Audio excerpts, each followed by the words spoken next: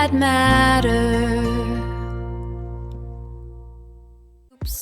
CLSU matters.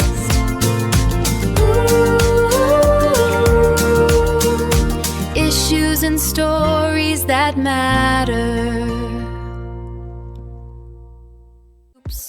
CLSU matters.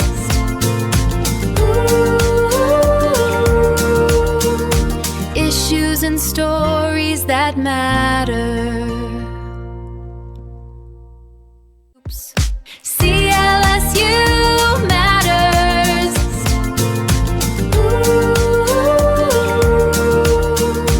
Issues and stories that matter. CLSU matters.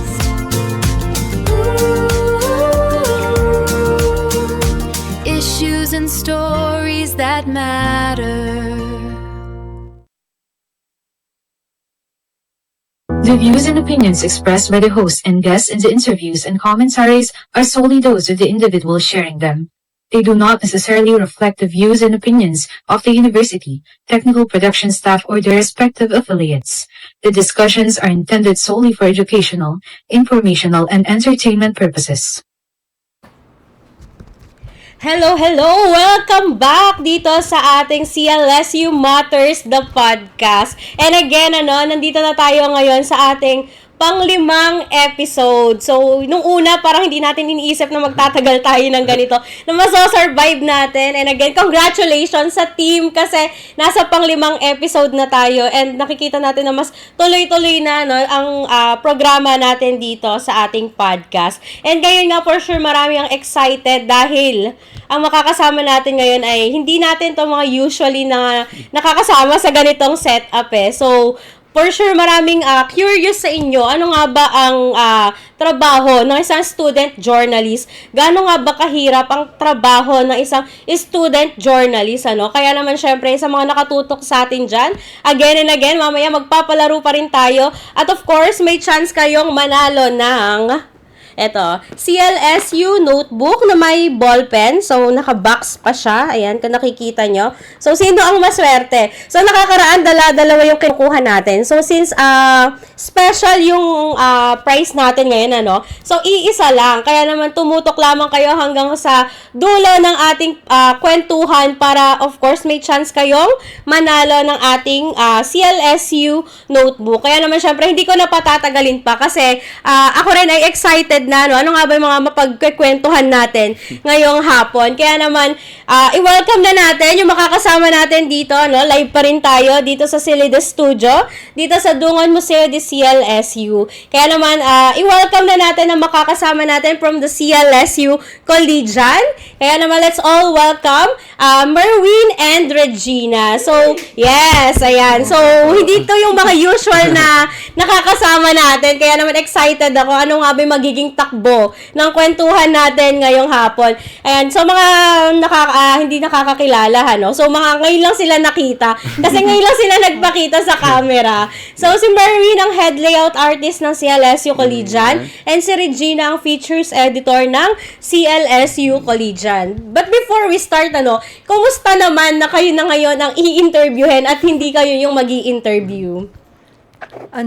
Medyo hindi po kami sanay na kami ngayon yung tinatanong kasi po, previously kami po yung nagdidictate ng mga usapan or nag-a-ask ng mga questions, but right now, medyo kinakabahan po tayo. Ikaw, Merwin? Ako naman po, very excited. Ayun. So, first time din na kami ini-interview. Last time po sa mga radio programs namin, kami po yung nang-interview. Iba pala yung feeling pag andito ka na sa upuan na ikaw yung ini-interview. So, ano yung mas nakakakaba? Yung ikaw yung nag-i-interview or yung ikaw yung i-interviewin? Parang kapag ikaw yung ini-interview. Diba? Kasi actually sa setup po natin ngayon, hindi rin sila aware ano ba yung mga gagawin namin dito. So basta in-invite ko lang sila at pumunta sila. So thankfully nagpakita. Kahit hindi nila alam ano ba yung mga gagawin namin dito. So wala silang idea ano nga ba yung mga gagawin. Kaya feeling ko malaking factor din yun. Bakit sila kinakabahan. So, for our first game, kabado daw, ma'am, kabado daw sila kasi hindi sila sanay na sila na yung sasagot ng mga katanungan ngayon kasi usually sila yung nagbabato ng mga tanong sa kanilang mga RP, ganyan. Kaya naman, ready na ba kayo sa unang gagawin natin ngayon? Ready Na po. Okay, Ready na. sit back, relax. Kasi again, gaya nga nang nabanggit namin, maglalaro lang tayo dito. Wow. Ayan, so sa pinakaunang laro natin, parang tatawagin natin tong, ano ba pwedeng tawag dito?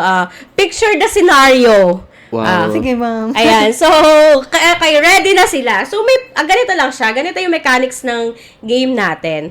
Meron akong pin-repair na dalawang scenario dito. Ayan, bubunot kayo. Kayo pipili kung anong scenario. Magkaibang scenario to.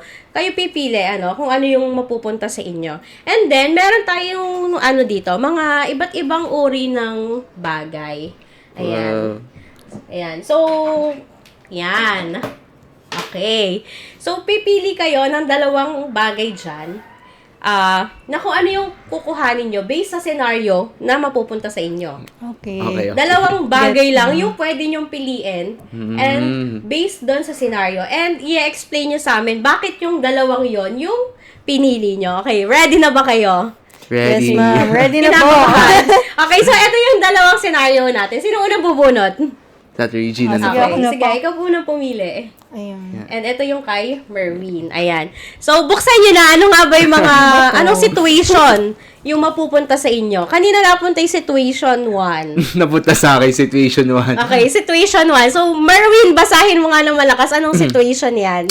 Situation 1. Sumama kayo sa isang research trip sa isang malayong isla, pero biglang nasira ang bangka at na-stranded ang buong team. Walang signal at kuryente ang isla at maghihintay lamang kayo ng rescue. Ano ang dalawang gamit ang pipiliin mo kung ikaw ay nasa ganitong sitwasyon? Okay, so again, meron tayong mga random na bagay dito. Ngayon, Merwin, bibigyan kita ng chance pumili. Anong dalawang bagay dyan ang pipiliin mo na dalhin or kuhanin. Ayan. So, ilapit natin para makapamili siya. So, again, meron tayo ditong notepad, meron tayong suklay, lipstick, at mini electric fan, tapos meron tayong stapler at brown sugar. Siguro, Sige, anong pipiliin mo? Anong una mong pipiliin? una kong pipiliin dyan, ma'am, yung mini fan. Mini fan.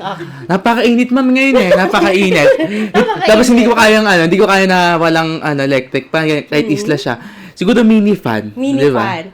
Okay. Ano naman ang okay, hawakan mo. Ayan. Diba? Sige, go. Mini fan. Pangalawa, brown sugar. Brown sugar. Ito, again, brown sugar. Bakit brown sugar? Pag wala nang makain, ma'am, sa isla. Isa-isa, titipirin mo, Kailangan mo ng sugar. Pag nahihilo ka, natula ka ng sugar, mababa na yung blood sugar mo. Ay, kailangan mo kumain ng brown sugar, di ba? Para makaraos hanggang may rescue. Energy. Survival. Okay, survival. Okay, yung kay Regina naman, tignan natin anong situation yung napunta sa kanya.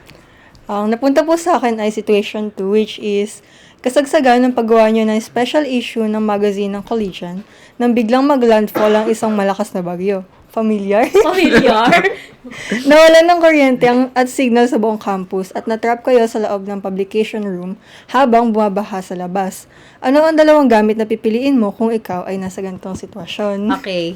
Ano ang pipiliin mong gamit? Para sabi niya familiar, parang nangyari na ba sa tunay na buhay? Nung kasagsagan po ng bagyong Christine and madami po nangyayari dito sa Sialnan. Bumaha, malakas yung ulan and all. And yung iba po sa amin, may naiwan din talaga po sa office. So, kung papapiliin po ako ng dalawang gamit, I think, for coverage, unang-una po itong notepad po ba to? Ayan, notepad. And then, hindi po mawawala syempre yung lip tint. Notepad and Lip tint.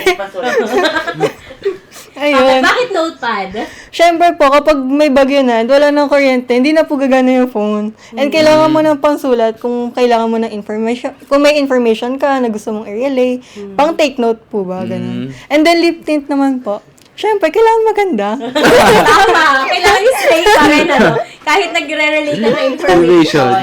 Ayan. So, nakita natin ano yung mga pinili nilang bagay. So, sa mga nanonood sa atin dyan, baka gusto din nilang i-share kung sila yung nasa ganong sitwasyon. So, nabanggit nating sitwasyon, sa situation ni Merwin na natrap sa isla, at sa situation ni Regina na natrap naman sa loob ng publication room habang bumabagyo. So, kayo, kung kayo nasa kanilang sitwasyon, ano yung pipiliin nyo sa mga random things natin na nandito, ano? Like, mini electric fan, brown sugar, notepad, suklay, lip tint, and yung stapler. So, i-comment nyo yan sa ating comment section. Babasahin natin yan mamaya. Kasi tignan natin, ano, paano nila magagamit tong mga to. And based sa naging sagot nyong dalawa, si Merwin, pinili niya yung survival. Survival talaga. Tapos si Regina, pinili niya naman yung katungkulan niya pa rin bilang isang student journalist. So, gaano ba ka-importante, ano, kay Regina? Gaano ka-importante na ma-relay mo pa rin yung mga information even on that situation? I think super important po niya kasi meron po talagang mga students na umaasa or naghihintay, nag-aabang sa mga announcement, kung ano po yung mga kailangan nilang malaman na info from CLSU Collision po. Parang in a way, kami din po yung nagiging basis para magbigay sa kanila kung ano yung mga dapat na gawin, yung mga reminder, or kung maging vessel po nila if ever need po ng help or anything. Ayan. So talagang pinaninindigan ni Regina talaga ang kanyang role, ang kanyang duty as a journalist, as student journalist, ano. For Merwin, bakit pero pinakaunang pumasok sa isip mo yung survival? Ang hirap kasi nga mas-strand sa diba, nang walang gamit. So, diskarte lang ba kung ano yung mas practical sa'yo, ganyan. So, naisip ko yung brown sugar kasi mabilis ako magutom. Tapos, mabilis mainitan.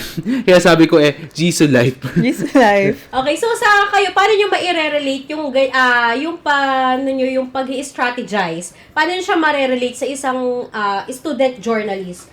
Given na may mga situation tayo na parang kailangan nyo agad mag-decision, mag-strategize, paano nyo siya ina-apply?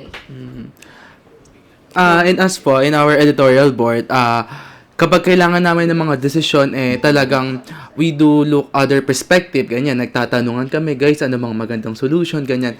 So, ngayon, like, kung paano ko pinili yung dalawang bagay, parang it also applies to us, the editorial board, na ano ba yung mas practical, ano ba yung mas kailangan, ano ba yung, kumbaga, in the future, ano yung mas makikinabang. So, ganun din po, like, nagtatanungan kami about isa kung ano po yung magandang gawin, and yun po sa amin. Kay Regina naman. Ma'am, I think it's a kind or a way para mabalanse po namin yung trabaho and yung para makapag-take care din po kami sa sarili namin. Because I think po, in order na din po para maganda or maayos yung maging trabaho namin or ma-carry out namin mabuti yung trabaho namin, kailangan din po ay okay kami sa sarili namin. So, ayun po. Ayan. So, again, narinig natin yung mga sagot nila, no? Magkaiba sila ng pinanghugutan, magkaiba sila ng kung ano yung gusto nilang maging outcome. It all boils down sa kung paano pa rin nila makakapagbalita, ganon. Kasi si Merwin parang inuna niya yung survival para at least buhay pa rin siya at makapagbalita siya. Yeah. Si Regina naman talagang ginampanan pa rin niya yung tungkulin niya kahit bumabagyo na. So ayan, nasa unang phase pa lang tayo na chikahan natin. Kaya naman syempre, bago tayo magpatuloy, magkape muna tayo. Syempre, di ba nakakaantok kapag tanghaling tapat, lalo na pag nabusog ka ng lunch. Kaya ayan. So, eto, magkape muna kayo. Ayan. Again, thank you so much sa ating sponsor. Dungon Cafe by Hiraya. Ayan. So, kung gusto niyo di ba, familiar ba yung brown sugar? Ayan na po. Eto, kung gusto niyo mag-sugar, so meron dito. So, kumusta naman yung parang pili ka pinagpapawisan silang dalawa doon sa Diba naman pa, diba situation na napunta sa kanila. So, kaya pa. Carry pa. Ayan. So, pumunta na tayo sa next level ng ating tanungan. Kung ako pa pipiliin, Ikaw ba, ma'am? sa ano, sige, bigyan niyo ako ng situation. Sige, bigyan niyo ako ng situation. Ayoko yung isla tsaka yung ano, ng situation. Sige, tignan, dito natin malalaman kung gaano kabilis mag-isip ang mga CLSU collegian. Ayan, so sige, on the spot, bigyan niyo ako ng situation. Supposedly naman po holiday. And meron po kayong kailangan sa work or anything. Ano po yung kailangan yung, or anong bagay naman po yung kukunin nyo? Like, kailangan i-accomplish, gano'n. Opo. Feeling ko kasi it's holiday, feeling ko kukuhanin ko yung lipstick tsaka yung Suklay. diba? Parehas tayo. Kasi, kunwari, for example, kailangan ko pala magtrabaho, kailangan ko mag-podcast. Oh. Ay, Kailangan ko ng pasak. lipstick at kailangan ko ng suklay para slay pa rin ng slay. Ayan. So, sa mga nakatutok sa atin dyan, kung kayo, syempre nakakatawa marinig, paano nila gagamitin tong mga bagay na to. So again, pakishare yung inyong mga sagot sa ating comment section. And of course, papunta na tayo sa mas seryosong usapan, sa mas seryosong kwentuhan. Para of course, mas makilala, especially nung mga estudyante natin na ngayon pa lang nag-e-explore din. Yung mga naghahanap pa lang na pwede nilang salihan na ganyan.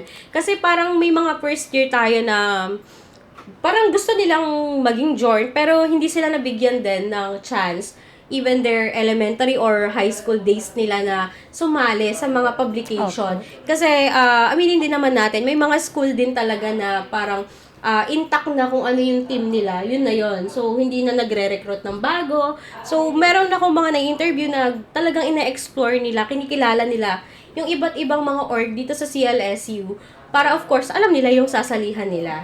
So, ready na ba kayo?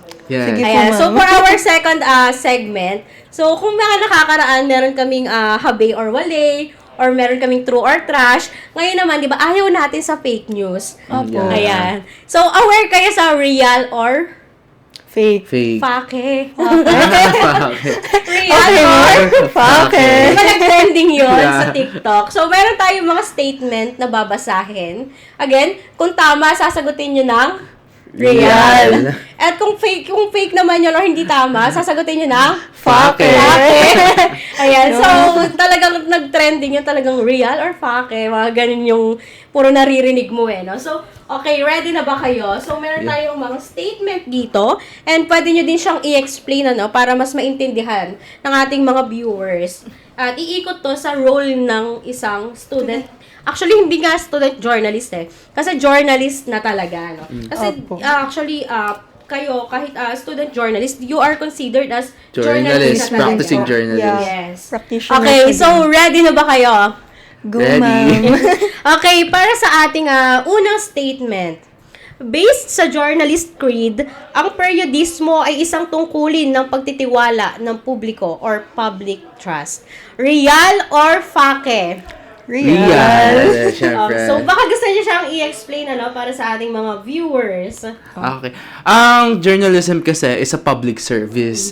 Yun yung lagi naming pinag-ukwentuhan ni Miss Kate Justin Briones, one of my friend in Celestia Collegian na journalism is a public trust. Therefore, public service is a public trust. Yun nga, syempre, nagsiservisyo tayo sa masa, sa mga tao, pinagkakatiwalaan nila tayo. Kaya, napakahalaga nung public trust na yun. Di ba? So, kayo, paano nyo nakukuha, is there even a way ba paano mo makuha yung tiwala sa'yo ng publiko? Like, for example, dito, you as CLSU Collegian, paano nyo kinukuha yung tiwala ng ating mga students?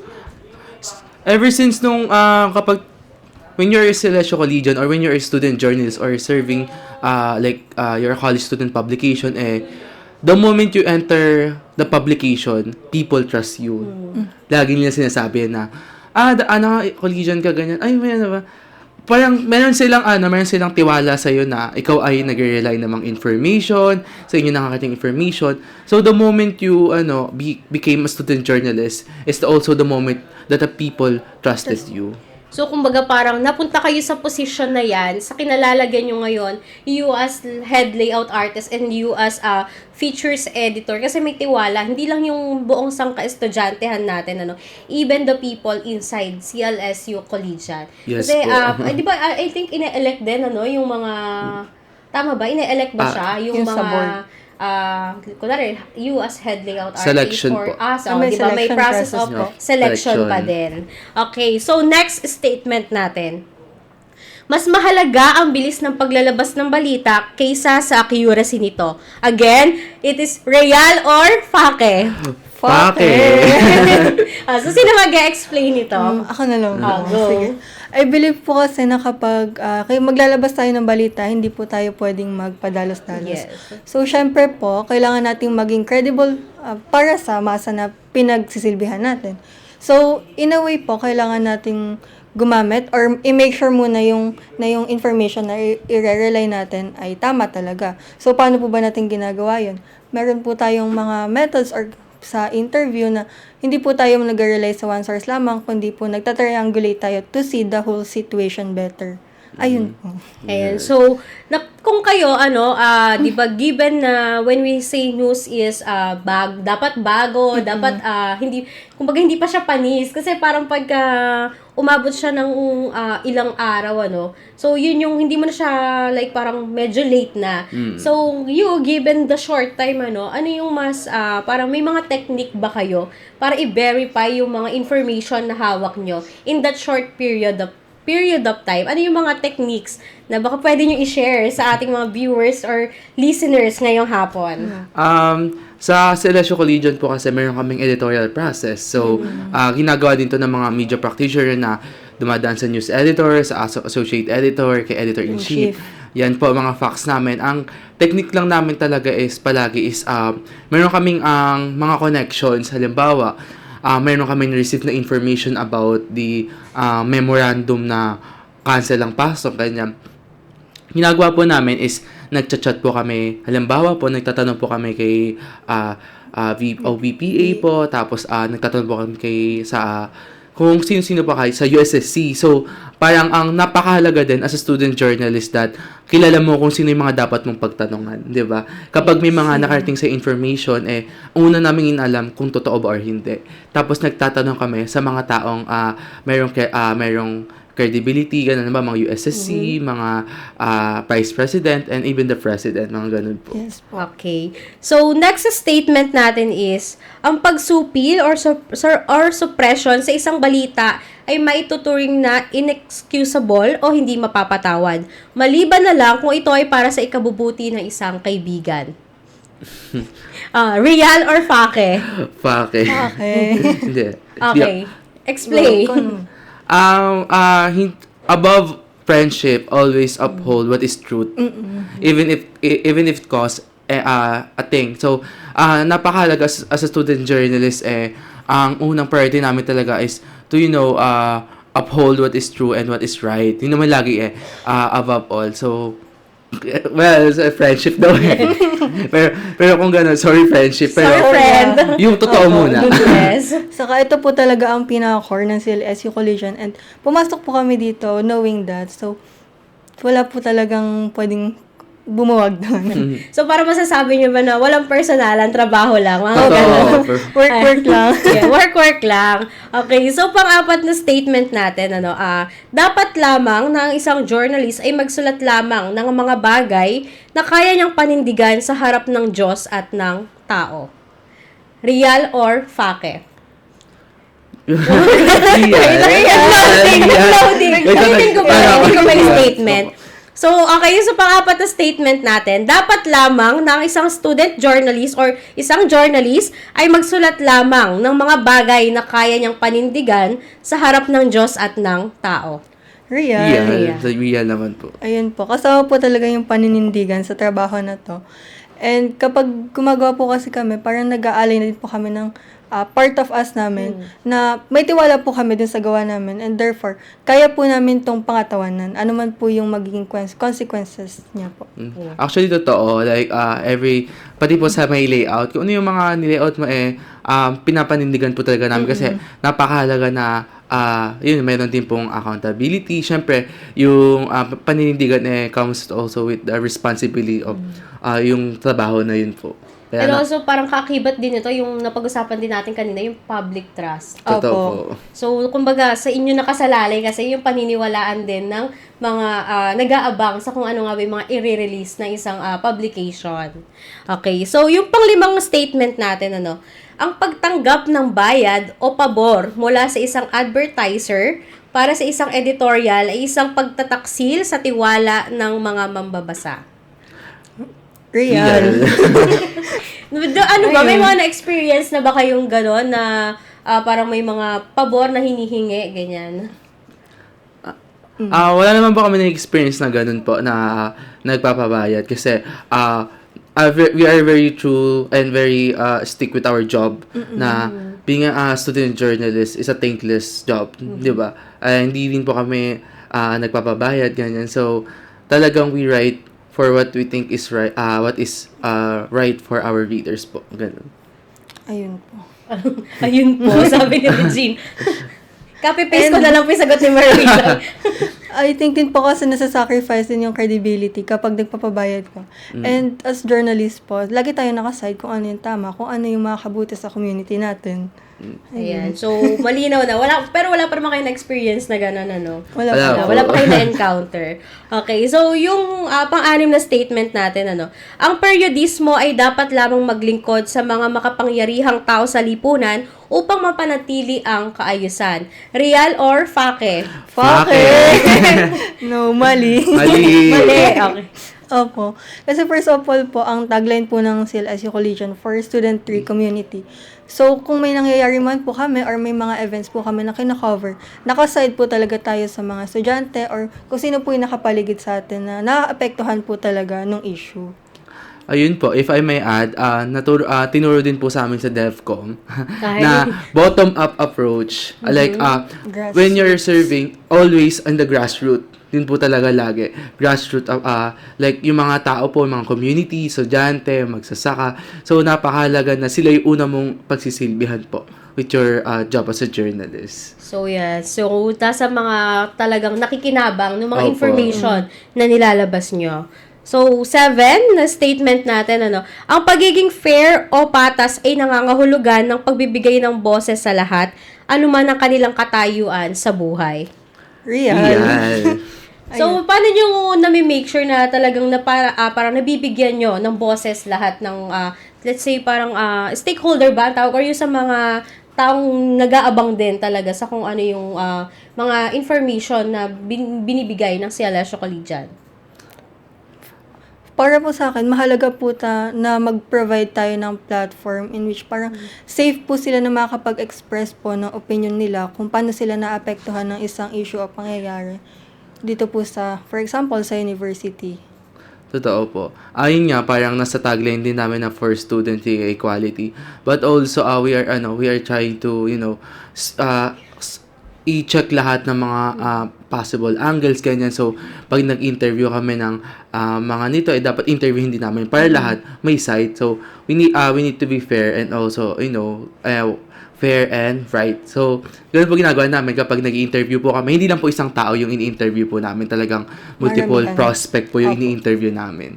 So, kumbaga, kunwari, ako in-interview nyo ako, tapos may nabanggit akong tao na ganito. So, possible yun na pupuntahan nyo din yung tao na yun to verify those information. Yes po, Yes po. possible po. So, ganun yung Snowball. nagiging technique ba tawag doon? Or ganun yung nagiging routine Ganun na sa po. pagsusulat. Snowball po. Snowball. Yan. Snowball sampling. Sampling. Yes. Taray, para ready na talaga mag-thesis niya, si Merwin. Okay, so yung next na statement natin ay, maituturing na sapat ang isang balita, basta ito ay nakakaaliw kahit wala naman itong silbi sa publiko. Okay, so sino gusto mag-explain? So, ang balita po kasi, parang first priority po namin na hindi po talaga mang-aliw. Although sa mga publication po, sa mga issues namin, meron pong entertainment section, first priority pa din po namin na makapag-relay ng tama kung ano man yung valid na kailangan nilang malaman. Totoo And, po. ayun po, hindi din po kasi like all the time, entertainment yung magiging way para mag-disseminate ng info. Totoo po, actually, sa may news, mayroong iba't ibang variety yan. Yun nga po yung parang natutunan namin na dapat yung news hindi lang nakastick sa may parang entertainment, ganyan. Meron din pong news analysis, meron din pong news beat, may mga in-depth news po in a way na mayroong variety kasi ang news po ay very complex talaga. And ang mahalaga doon is yung reader mo, nabibigyan mo siya ng ibang perspective at ibang information na magpapabago ng kanyang standpoint. So, hindi lang pang-paaliw pang pang-persuade din ang news na ito yung mga information. So, parang magbabago yung tingin niya sa isang specific issue. Ganun po. Ikaw, Regina, no, since you are a writer, no, paano, may mga ano ba kayo, may mga standard kayo, paano nyo pinipick up, or parang yung isang story, or isang news, parang dapat ba ma-attain nito yung, para pick upin namin, or like parang, hindi to, like, parang newsworthy, yung mga ganon. Ano po, I believe po na like everything dito po na nangyayari sa community natin ay newsworthy or feature-worthy. Kasi maski sa everyday life lang po, may mga iba't ibang, as a feature writer po, may mga iba't ibang storya tayo na nararanasan. For example, yung po yung mga ambient vendors natin, ano po yung everyday experiences nila, yung mga nagtatrabaho po, paano po sila nagdi-deal with their situation. So, on the surface level, parang, ito lang po yung nakikita natin, pero kapag nag-ask po tayo, kapag kumausap po tayo ng iba't ibang tao, malalaman po natin na, ay, may story sila, and if may consent po sila, or bibigyan nila tayo or i-allow nila tayo na i-publish yung story nila, dun po tayo magkukuha ng topic or ng angle. Ikaw, Marvin, nagsusulat ka din? Oo, nagsusulat din ako paminsan-minsan. Ikaw, paano ka pumipick up ng mga story din? Just like yung question ko kay Regina. Ako, pag nag-isip po ako ng story, like specifically news po nagsusulat po ako iniisip ko, ano bang meron? Kumbaga kung ito na yung news na nalaman ko, gusto kong malaman ano kaya nangyari. Gusto ko po siya laging ko contextualize. Talagang pumupunta pa ako sa prospect, ganyan, tinatanong ko po ganyan. Kumbaga natutunan ko rin po siya sa DevCom na parang ito yung sinabi nila, pero mayroon pa rin siyang problem tree. Yun po yung tinuro sa amin na parang I just realized na kapag andito sila, ito yung nakausap mo sila, pero pag, you engage in a deep conversation, malalaman mo ano may mga naging cause and mga struggles nila, and also yung mga stories na worthy of sharing to the people and to the community po. Paano mo masasabi na kung isang news or isang story ay newsworthy or worthy i-publish? Sa'yo, sa own standard mo? For me po, ang kahalaga naman po nun is yung parang mayroon po silang, mayroon pong emotions and mayroong, may impact. Hindi lang basta subjective. Yung news kumbaga, yung kung paano po nila kinuwento, kung paano po sila nag-start, or kung paano sila even pang-araw-araw na buhay na hindi madalas nakikita ng mga Pilipino, ng mga tao na, ay, ano pala siya, halimbawa po is, yung isang, part-time na estudyante nagkatrabaho, hindi lang pala siya part-time, nag-aalaga din pala siya ng mga kapatid niya. So, parang, with that, yun yung magandang story yung mga bagay na hindi nakikita na dapat makita ng isang tao, di ba? Yung mga ganun po, mga workers, mga ganun po ko siya nakikita. Like, beyond the story na akala ng ibang tao kapag nakipag-engage tayo, may mga ibang story pa pala siyang pwedeng i-share sa mga tao. Kasi pag bumababa ka din sa community, doon mo din mas nabubuklat kasi yung kwento ng Totoo mga po. tao na parang meron ka lang first-hand information, pero when you go to the community, nakausap nyo mismo yung mga taong involved, doon mo ma-open, tapos gaya nga na nabanggit niya yung sa problem tree na ito yung problema. Pero ano yung nagkakos ng problema na yan? So, kaya pupunta ka doon sa may root cause. Kasi as long as hindi na sosolusyonan kung ano yung root cause, kumbaga parang sabi nga, kaya nga siya tinawag na problem tree, magsasanga pa rin siya ng problema. Okay, so, Dagdag ko lang din po kasi sa feature, ang team po namin like, narrating stories behind what meets the eye. So, kapag may nakapag-interact po kami, nakapag-usap kami sa mga workers dito, sa mga tao around Muñoz, around CLSU. Mahalaga din po na nagdi-deep dive kami or na papafeel namin sa kanila na comfortable sila para makapag-open up po sila ng mga stories. And common theme din po na napapansin namin sa sa mga nagiging prospects, ay meron po sila talagang hope or pag-asa sa kung ano man, despite kung ano man yung mga issues na kinakaharap nila. So, for me po, that is something na newsworthy or na kailangan ma-share natin sa masa. Kumbaga kasi parang dagdag motivation yun, yung hope nila for you to publish their story para, I mean, hindi man masolusyonan agad, but of course, makita ng mas maraming tao para kung ano man, may kasama silang makikipaglaban dun sa kung ano yung pinaglalaban nila. Opo. Totoo po. Ayan. So, next statement natin. Ang isang journalist ay dapat laging handang humingi ng paumanhin o itama ang mali sa lalong madaling panahon.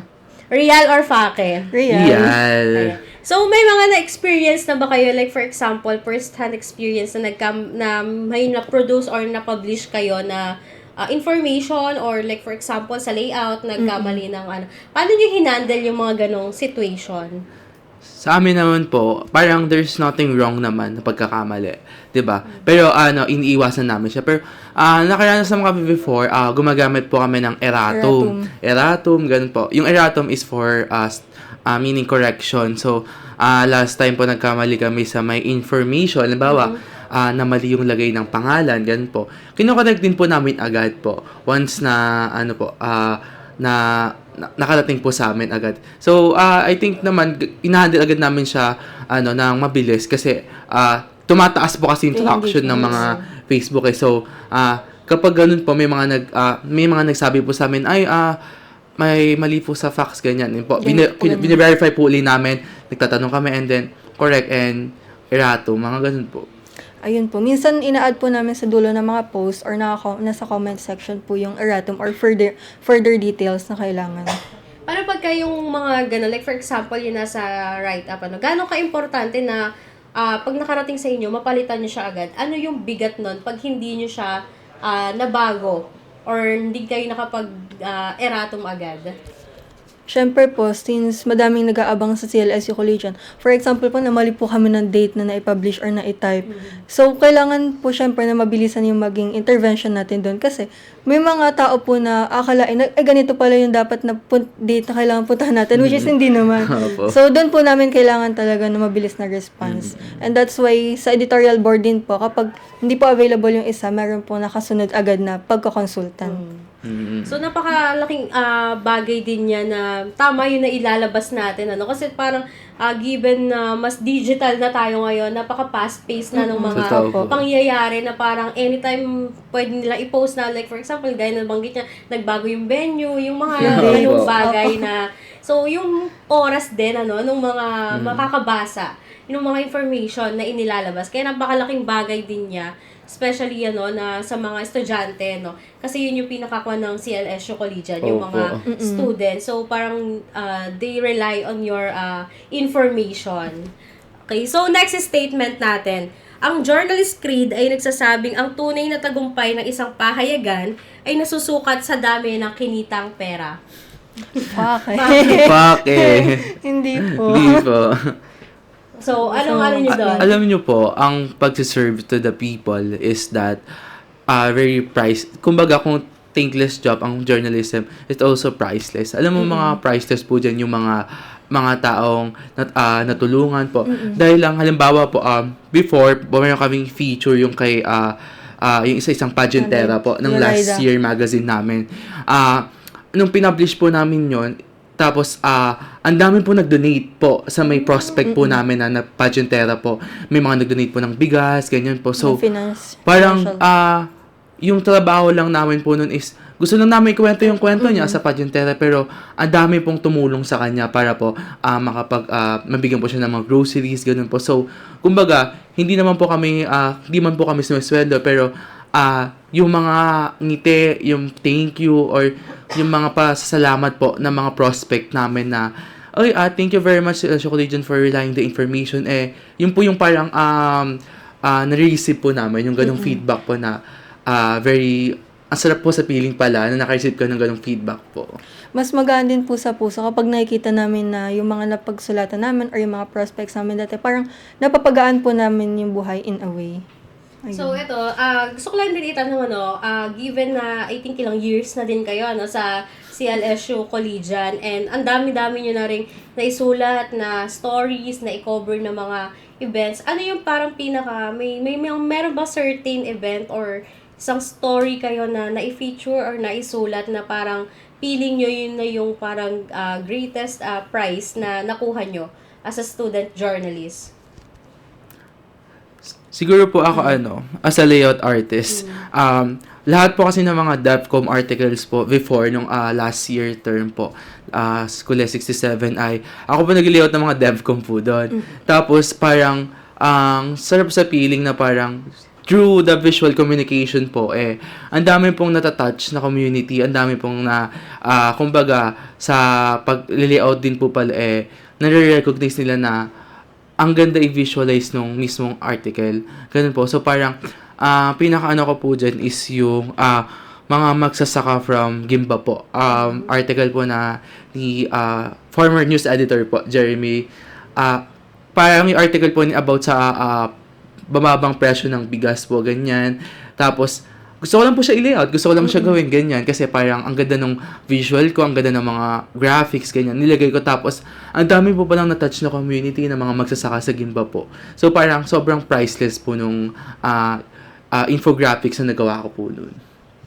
Ayun, sa akin naman po, one of the most memorable moments sa journalism era ko ngayong college ay yung pagka-cover po ng SQA this year lang po.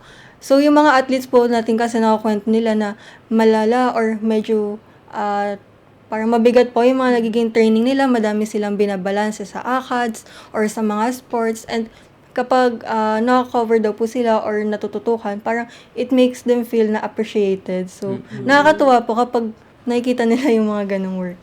Yes, I agree kay Regina. Kasi pagka SQA, di ba, natutulog kayo kasama yung mga Opo. athlete, ganyan. So, very excited sila pag nalaman nila, Ma'am, anong event po yung i-cover nyo? Opo, nakaabang po sila. Ma'am, kayo po mag-picture sa amin. Kasi very sila doon na talagang inaabangan nila sino yung mag-picture sa kanila, kung maipopost ba sila. So, parang feeling nila parang kahit hindi sila manalo, parang once na maipost sila, okay na sila, gano'n. Kasi nakikita daw yung effort nila, yung mga pinaghihirapan nila sa training. Totoo. So, ito na yung last statement natin. So, for our last statement, freedom of expression is absolute. Real or fake?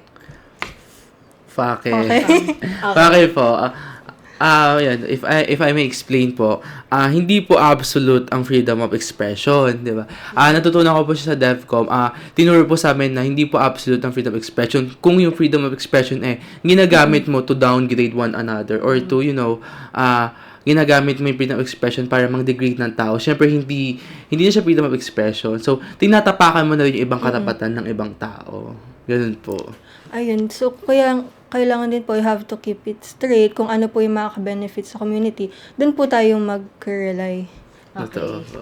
Yes, tama, no? Kasi, tama din na may sinabi ni Merwin, na parang once na yung freedom mo ay ginagamit mo na makatapak na ibang tao, makasira ng image ng ibang tao. Pero, syempre, yung iba, sasabihin pa rin nila, kasi freedom of expression, ganyan. So, parang nagiging lusot na lang siya ng ibang tao para, of course, makapanira din ng ibang tao. Ano din po, parang nagiging way din po yan sa mga, lalo na po sa current political landscape ngayon.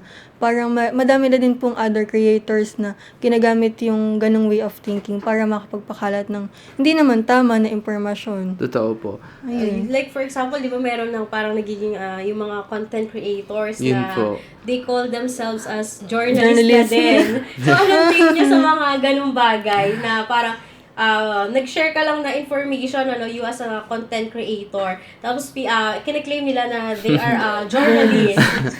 Ano po, masasabi ko, ang mga journalist po kasi ay di man kailangan ng degree pero they take time to practice. Hindi po basta-basta journalist na nag-share ka journalist ka na kinabukasan. It takes time to be a journalist po, talaga. And kailangan nga po, may credible basis tayo sa mga pinapakalat natin na information. So, minsan po, nakakatulog pa po kaya sila ng mahimbing kung ginagawa nila yun. Di ba? Kasi meron talagang yung mga nabasa lang nila. Tapos, ang nakakatakot din kasi talaga marami ding naniniwala sa kanila. Yun po. So, kaya napaka-importante na talagang yung mga information na nire-release ay tama, factual, and of course, sa mga credible sources dapat nang gagaling. Ayan, so that's it for our second segment. Ayan. So, anong napili nyo sa mga tanungan or sa mga statement natin, ano? Kasi at least nakikita nila na hindi biro ang isang pagiging journalist or isang pagiging student journalist. So, anong masasabi nyo na yung ito ay parang ano pa lang to hindi pa to yung pinakamalalim na role Tip na isang of the student iceberg. journalist. Madami pa po. Marami pa. Dami pa. So, ito lang yung mga iilan na dapat malaman bago din, of course, pasukin. Ilang years ka nang as a student journ? Ako po, since first year po ako na tong college. Pero Second during sem. your elementary or high school, ka na din ba? Nung grade 12 lang po ako nag-start. Nag-start. Opo, as a photojournalist po. Photojournalist. Ikaw, Marvin? Nag-start po yung journalism journey ko nung elementary, ganyan po, mga contest, ganyan. Sa may, nag-continue na po siya nung grade 12 din po ako, dun sa may study ko pong school. Ngayon po, sa collegian po, going 2 years na po yung, ako po as a journalist po. And so, given those years of experience, sa tingin nyo, ano pa yung mga dapat nyong i-improve sa sarili nyo? Or may gusto pa ba kayong i-explore? You as head layout, ganyan. May mga gusto ka pa bang ibang i-explore? And si Regina as features? Ako naman po, marami pa akong gustong explore. Po ngayon, gumagamit po kami ng mga software, Photoshop, InDesign. Ako, gusto ko naman po mag-explore din ng other Adobe Parang magamit ko po after I graduate sa may program ko po ngayon. Yun po, yung mga mag-aral din po video editing, ganyan po. And also, makapagsulat ulit. Makapagsulat po ulit. Yun po yung mga nilook forward ko po ngayon. Si Regina Po, naman. sa feature section naman, nilook forward po namin na i-improve yung way ng pakikipag-usap or pakikiisa namin sa mga tao na, sa mga prospects po na in-interview namin. Nitong recently po kasi, nag-cover po kami ng Taong Putik Festival. And na-realize ko po na parang kung ulitin po namin to next time, parang mas maayos po or mas maganda yung magiging insight namin kapag nakiisa mismo kami dun sa festival. So, hindi lang po kami makikipag-usap, makikipagkwentuhan. Sasali po talaga kami sa mga activities para malaman po namin ano yung feeling, ano talaga yung meron sa isang event. So, kumbaga parang kayo mismo i-experience yung Nakikihalubilo po. Opo, makikihalubilo talaga. And so, that's it, for our second, Ang dami ko lang din follow-up question, Kasi, Sige of mo. course, para mas makilala kayo ng ating mga estudyante at kung ano nga ba ang role ng isang student journalist. And ito, since matagal na kayo sa collegian, yung pangatlong segment natin, Ay. Ito, Ano pangatlong po yan? laro. At dito din manggagaling yung ipapalaro natin sa ating mga audience. Gano'n nyo na nga ba kakilala yung mga college publication dito sa CLSU? Okay po. Ayan. So, magpapakita Ano po yan? tayo. Simple lang naman yung mechanics ng game natin. Magkalaban kayong dalawa. Hindi na kayo magkano dito. Sige. Magkalaban kayong dalawa. Tapos, unahan kayong sasagot. So, magtataas kayong kamay. Sino una? So, meron tayo ditong monitoring team kung sino una. Tapos, Ay. yung pinaka makakaraming points, of course, siya yung panalo. At yung matatalo ay may consequence. At ang magbibigay ng consequence ay yung mananalo. Hello? Meron bago tayo mag-start. So, kung ikaw ang mananalo, Regina, anong consequence ang ibibigay mo kay Marwin? Siguro po pagtatumblingin ko siya. Kung ikaw ang mananalo, anong consequence ang ibibigay mo kay Feel ko Regina? si Ate Regina magba-Brazilian dance. Okay. So, medyo, parang medyo... Brazilian na lang tayo. Tawag dito yung mga pa-consequence nila. Kaya naman, ready na ba kayo? So, again, Yes, Ready po. magpa-flash kami ng picture ng mga logo ng student publication. Tapos, unahan kayo magtaas ng kamay at paramihan kayo ng masasagot at kung sino yung tama, Okay, ready? So, first picture natin. Sino nauna? Sabay. Sabay. Ulit. Okay, 1, 2, 3, go! Sino nauna? Ulit daw. Diba? Isa pa. 1, 2, 3, go! Si Regina. Anong sagot, Regina? The Educator. The Educator. Tama ba si Regina? Tingnan natin. Yes, tama. The Educator. Educator. So, sa mga nakatutok sa atin dyan, pwede din kayong makihula, no? At mamaya after ng game nila, kayo naman ang maglalaro at makikihula. At again, may chance kayong manalo ng CLSU notebook with pen. And social yan, kasi nakabox pa yan, no? Ayan. Yes, So, and okay, all. next picture, next logo. Ayan. Ay, wala ba? Okay, wala ba? 1, 2, 3, go! Si Marwin. The Talons. The Talons. Tama ba si Marwin? Let's see. Yes, Yeah. tama. The Talons. Okay, next picture. Okay, 1, 2, 3, Ay, wala ba? go! Sino una? Si Regina. The lens. The Lens. Tignan natin Tama kung ba? tama. Yes, Wow, tama. The The Lens. Lens. So, ilang points na si Regina? 2. And si Merwin? 1. Okay, so next picture tayo. Okay, 1, 2, 3. Ay, wala mo. Wait lang. Wala mo. Wala mo. Repetitive. 1, 2, 3, go! Merwin. The Link. Ito sa VA Link. CBA Link. Tignan natin kung tama si Merwin. Yes, Yes. tama. So, tag 2 Tayo points na na. sila. Tiebreaker. Okay, tiebreaker na ba yung next? Ilang picture pa yung meron tayo? 35? 35. Ang dami. College pa na meron Lang tayo. pala yun. Okay, next picture. Ayan. 1, 2, 3, go! Sino? Sabay, ulit daw. 1, 2, 3, go! Sino nauna? Si Regina. The plowman. Tignan natin kung tama si Regina. Tama po ba? Okay, tama. Wow, Logan. Okay, next picture. Okay, ito na ba yung last picture natin? So, ilang points si Regina? 3. Tapos si Merwin, 2. Two. Ay, dito na magkakaalaman. Kung sino man na. Okay, ready? 1, 2, 3, go! Sino na una? Si Regina. Hula ko lang po to. The speculum. The speculum is, mali. Merwin, may chance ka pa, Merwin. The Mechanics. The mechanics is correct. Ay. Ayan. So, tiebreakers. So, ano pang Tiebreaker. tiebreaker natin? Kasi nag-tie silang dalawa. Mamaya, sige, bato ba topic kayo? Kung sino bang may magtatampo Brazilian. ba or may mag-Brazilian dance? Brazilian dance. Sige, bato ba topic sila mamaya para makita. Gusto niyo ngayon na para kung sino yung matatalo.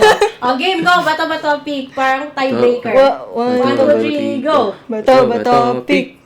Talo si Regina. So, Regina, pwede ba namin makita yung Brazilian dance? Kahit tayo ka na lang dyan.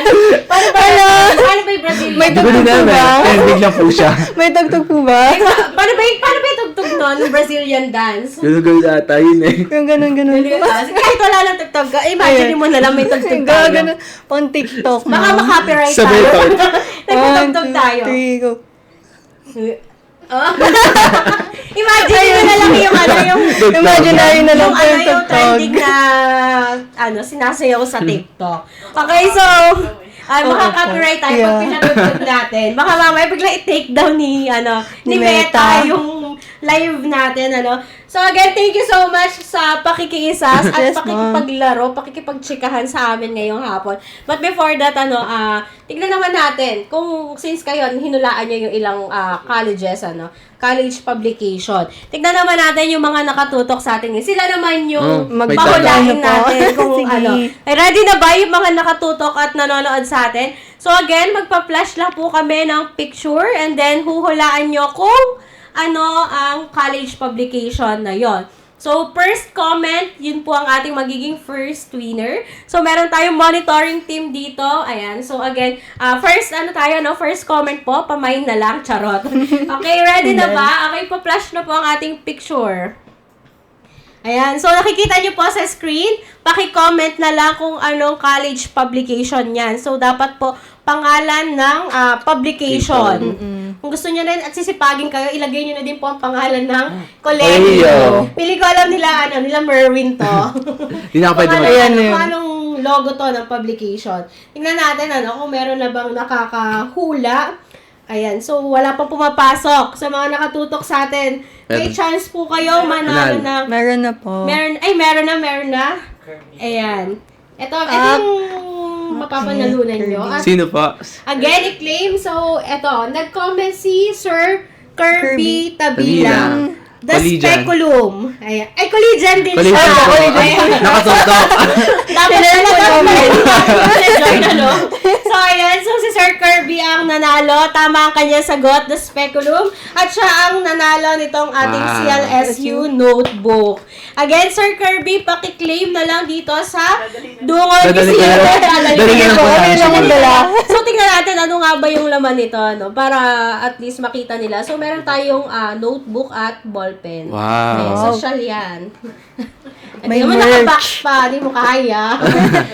Again, thank you so much, Regina and Merwin, kasi nakakatuwa na kami naman yung nag-i-interview sa inyo. Pero, at least, ang kaibahan na interview natin, yung sa inyo, seryosohan. So, sa amin, laro-laro lang. Hindi naman laro-laro. I mean, importante pa rin ano yung pinag-uusapan natin dito. But of course, mas light, mas fun, ano. Kumusta ang experience nyo dito sa CLSE Matters, the podcast? I think mas maayos pa and mas nakaka-enjoy yung light lang na usapan. Kasi pag nag-interview kami, informal lang din po, parang nakikipagkwentuhan lang talaga kami. Kasi mas na lalabas natin, ano nga ba yung mga kwento behind? Opo. Ikaw, Merwin. Ayun po, very, pag nakikipagkwento din po kami sa mga prospect, very light din. So, dito sa CLSU Matter, very light lang din ang kwentuhan. Yes. Baka may gusto kayong i-promote or baka may message kayo sa ating mga students. Or baka Babatiin. gustong batiin. Meron po ako. Ayaw yung listahan. Okay po. Ready si Merwin. Okay po. Sige, mag-shoutout. Shoutout po sa mga CLSU Collegian, Kuya 67, sa dati po namin EIC kay Kuya Vince, sa EIC po namin ngayon kay Ate Aliana Marie Pangilinan, and shoutout sa mga kabatch ko po dyan, Clarence, kila Kirby, Rayan, Hannah, Francine, and sa mga iba po pong kabatch ko, and sa mga karoom ko po sa may boarding house, manonood daw po sila so Ayun. shoutout po sa kanila. Ikaw nung magpa-quiz, ikaw naman magpa-quiz sa kanila mamaya kung nanood Diba talaga po? sila. And shoutout din po daw kay Daryl Bado, mga kasama ko po sa layout po. Ayun. Ay, nagpapa-shoutout sa'yo, Merwin, si Kirby. Batiin mo, baka mag-punto. Shoutout po kay Kirby din po, kay Kirby Tabilang po. Congrats, nanalo ka ng notebook. And shoutout po sa mga friends ko po sa mga chem. Ayun. So, unahin ko lang po, maglalabas po kami ng newsletter for the Ayun. month of June. So, abangan nyo na lang po. I-upload po namin yung newsletter na yun later or sooner dito na lang din. And shoutout ko na lang din po yung mga kabatch ko. From CLSU Collegian, Batch Inkies. Ilo na lang tayo. And my roommates, Janelle, Jaira, and Jersey. Hello, sila po yung mga sinendan ko ng links. Ayun. So, may mga nagpapa-shoutout din. Nag-comment si Jamie Lynn Reyes. Ayan, hi Ina, sabi. Ayan. So, Opo. dati rin siyang CLSU Collegian. Ayan, kaklase ko si Jamie. And si Sir Richard Cabrera, pa-shoutout po dito lahat sa taga Villa Pinili, pati na din po sa Bantog. So, Shoutout po sa inyo. Shoutout po. At least nakita natin, All the way from yung CLSU. live natin, yung podcast natin, nakarating ng Villa Pinili. At ng Bantog. Bantog. And shoutout po sa inyo and si Sir Roylan Castro. And shoutout po watching from Karanglan. O, di ba? Wow. Hindi na kaya. Shoutout Nasa Bantog po. lang tayo kanina. Nasa Karanglan na. Shoutout Ayan. po. Taga Karanglan po. Again, thank you so much Thank you, Thank you po. Merwin, sa pakikipagkwentuhan sa amin. And of course, maraming salamat po sa lahat na tumutok sa atin ngayong hapon. Sa lahat din ng nakaisa sa ating pag-games, sa ating mga audience. And of course, hinihingi po namin ang inyong patuloy na pagsuporta dito sa CLSU Matters, the podcast. And naman again, this is Julian Pagaduan and this is CLSU Matters, the podcast. Kaya laging tandaan, in CLSU Matters, you matter.